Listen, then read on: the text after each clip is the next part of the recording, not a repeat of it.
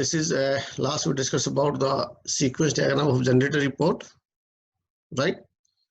So actor is here librarian, and we have the 4 steps. First you enter the select the criteria, then submit the criteria, then it will search from the complete database, and finally the report is generated. Now the next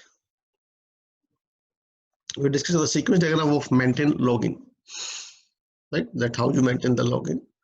So actor here is the librarian, right? And operator is also an actor in this case, right?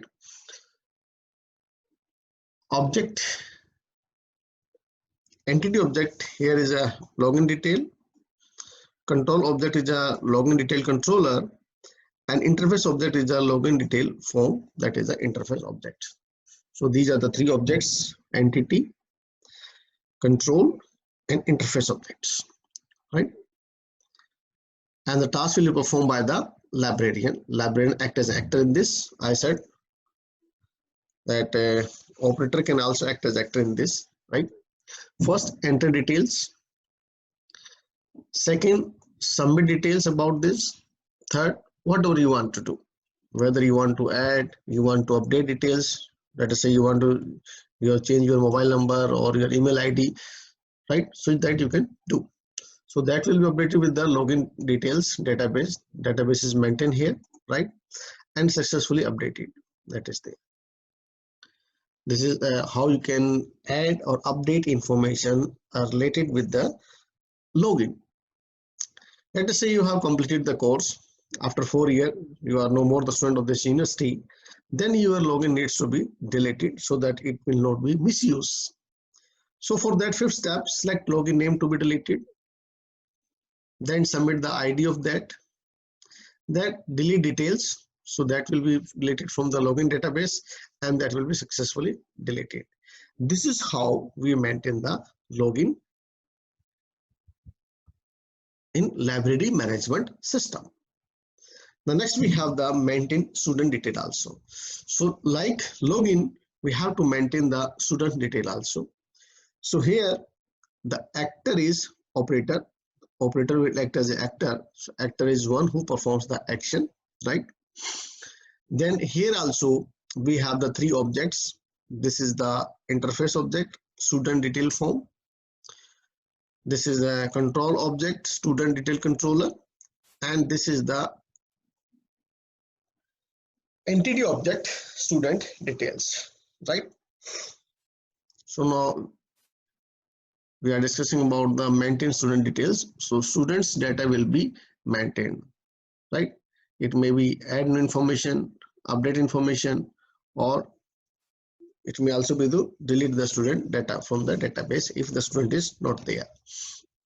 If the students left the course or if the student completed the course, in both the cases, the data of the database of the student needs to be updated, needs to be maintained, or it should be deleted, right? The first, enter details, right? Second, submit the details, right? So student detail controller, the report, this detail will be submitted to, right? Then we will perform the operation. Step number 3, you add or update the information. So the information will be added or updated to the student details. We look at here, student details, this information will be added and updated, right? And then we have the successfully updated. This is the first task. This is one of the tasks that needs to be done in maintain student details.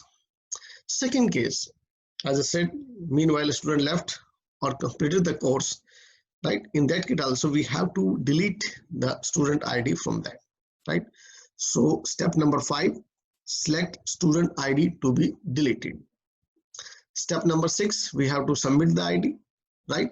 Then the step number 7, delete details. So these details will be deleted from the student details, right? Wherever the database is maintained, these will be deleted, right? And that will be successfully deleted, right? So this is how you will maintain student details in library management system. Then we'll discuss about the class diagram. Now this is the class diagram of entity classes. So here basically we have this library management system is divided into 5 classes, or you can say the 2 major classes.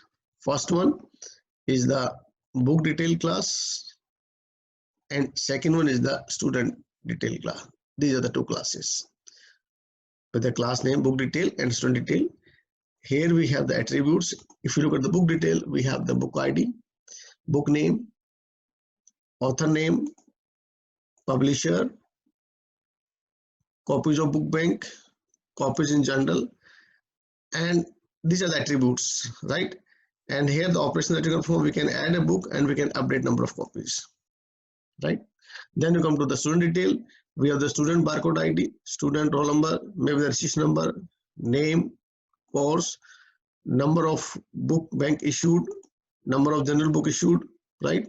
So these are the attributes, and the operations that we can perform in the student class are get student details, add student, delete student, or update student. So these are the information that we can do with the students. Now, with these 2 classes, book detail, we have a subclass that is issued book detail. You can say this is the derived class issued book detail, right? In this we have the book ID, barcode ID, and issued. These are the attributes of this issued book detail, right? So here the book detail is a base class and issued book detail is a derived class from the base class, right? So what are the operations that we can perform with the issued book details? Add, delete, issue, and return. So these are basically 4 operations that we can perform with this, right? This arrow indicates the dependency level. It means the issue book detail is dependent on the class book detail, or book detail is dependent on class this. So this is dependent on this, right? Second class we have here, subclass or derived class, that is a student issued class.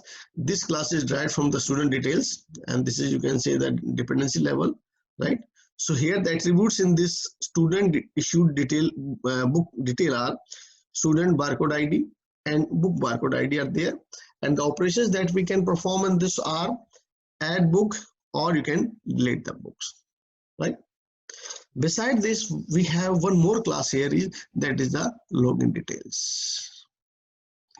In this, attributes are user ID, username, password, and user role, right? The user may be a librarian, maybe an actor, maybe a barcode reader, or maybe a simple user like student, faculty, or maybe a guest, or maybe a staff, right?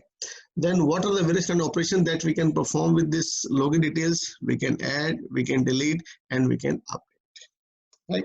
So this class diagram, whatever be the sequence diagram that we have discussed so far, almost we discussed the sequence diagram of all the major, you can say, use cases. There are 8 use cases in this library management system. So we discussed that.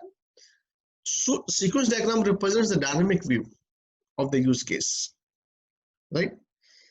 Whereas your class diagram, it represents the static view, right?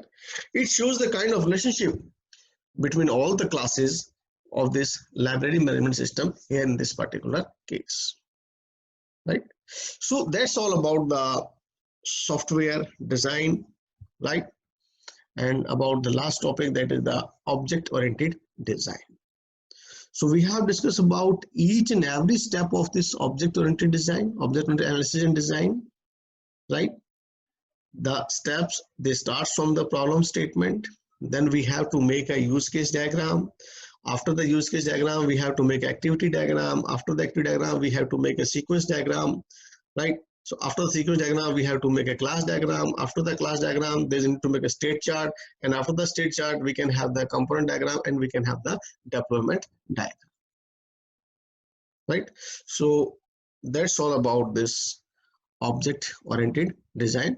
I hope you will understand